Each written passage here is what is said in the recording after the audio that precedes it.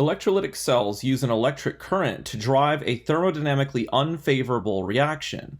Before we look at a diagram of an electrolytic cell, let's look at the half reactions that will occur in the cell.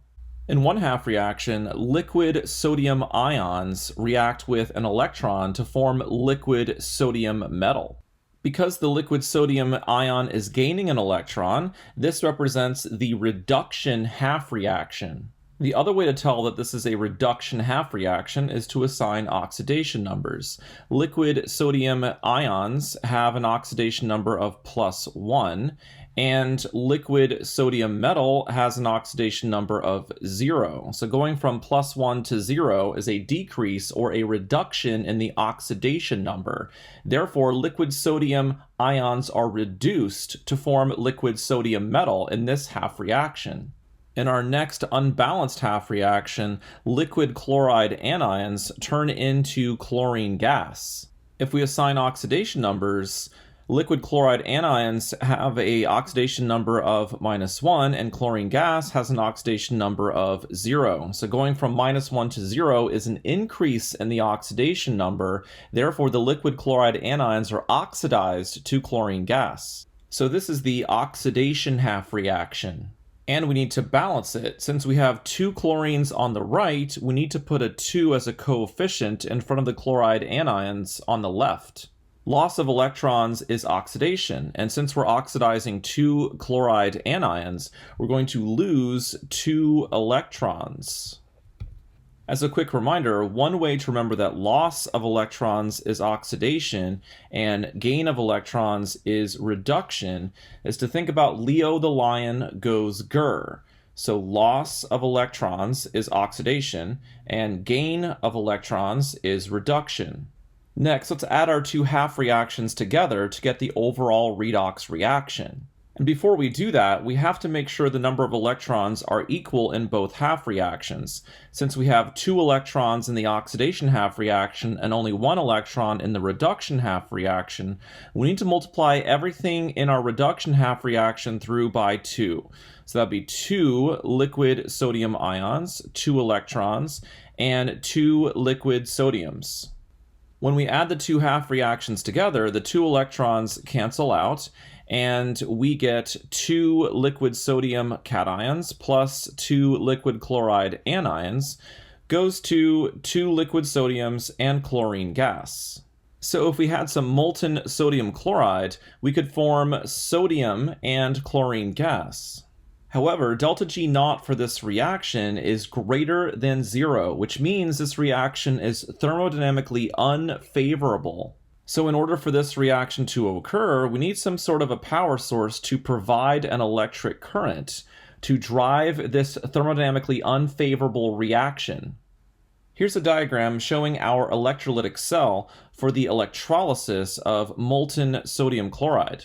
And let's start with the power source. So the negative terminal of the power source is where the electrons come from. So imagine we have electrons moving in this wire toward the inert electrode on the right. Inert means the electrodes aren't going to participate in this reaction. For example, the electrode could be a piece of platinum metal, which is very unreactive. At the surface of the electrode, the electrons reduce the liquid sodium ions into liquid sodium. Therefore, liquid sodium will form at this electrode. The melting point of sodium chloride is higher than the melting point of sodium. Therefore, at this high temperature, sodium will remain a liquid. Eventually, when the liquid sodium cools down, you would have some solid sodium metal. Because reduction is occurring at the electrode on the right must be the cathode. Next, let's think about the other inert electrode on the left. At this electrode, oxidation is taking place because liquid chloride anions are turning into chlorine gas. So we would see bubbles of chlorine gas at this electrode. And as the liquid chloride anions are oxidized, that's loss of electrons. So the electrons would flow through this wire back toward the positive terminal of the power source. Since oxidation is occurring at the inert electrode on the left, this electrode must be the anode. As a quick review, remember that a good way to remember this is to think about an ox and a cat. So oxidation occurs at the anode, that's an ox, and reduction occurs at the cathode, that's a red cat. And as a quick summary, this diagram shows the electrolytic cell for the electrolysis of molten sodium chloride to form liquid sodium and chlorine gas. Let's look at another example of an electrolytic cell. This electrolytic cell shows the process of electroplating. So let's say you have a pendant made of steel and you do some engraving on it. I do a lot of engraving, and so I drew a little picture of some flowers on this steel pendant.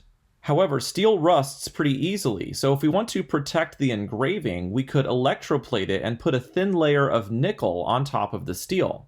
So electroplating uses electrolysis to plate one metal onto another metal, either to protect against rust or corrosion, or if you want to plate silver or gold onto another metal to make it more beautiful.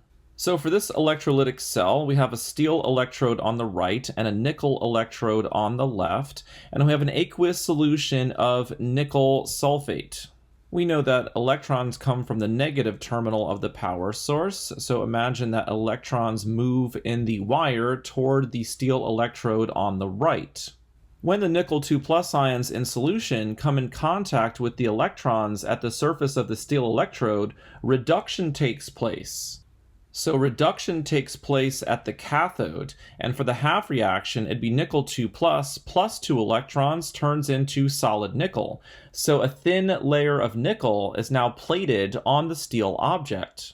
The electrode on the left is a piece of solid nickel, and when solid nickel is oxidized, it turns into nickel 2+ ions. When solid nickel turns into nickel 2+ ions in solution, 2 electrons are lost, and so we can think about electrons moving in this wire back toward the positive terminal of the power source. So for the oxidation half reaction, solid nickel turns into nickel 2+ ions, and 2 electrons are lost. And because oxidation occurs at the anode, the nickel electrode is the anode for this electrolytic cell. Let's look at a quick summary for an electrolytic cell. In an electrolytic cell, the redox reaction is thermodynamically unfavorable. Because the redox reaction is thermodynamically unfavorable, an electrolytic cell requires a power source to supply a current to drive the unfavorable redox reaction. Oxidation occurs at the anode, and reduction occurs at the cathode. And finally, an electrolytic cell is used for electroplating, where a thin layer of one metal is plated onto another metal.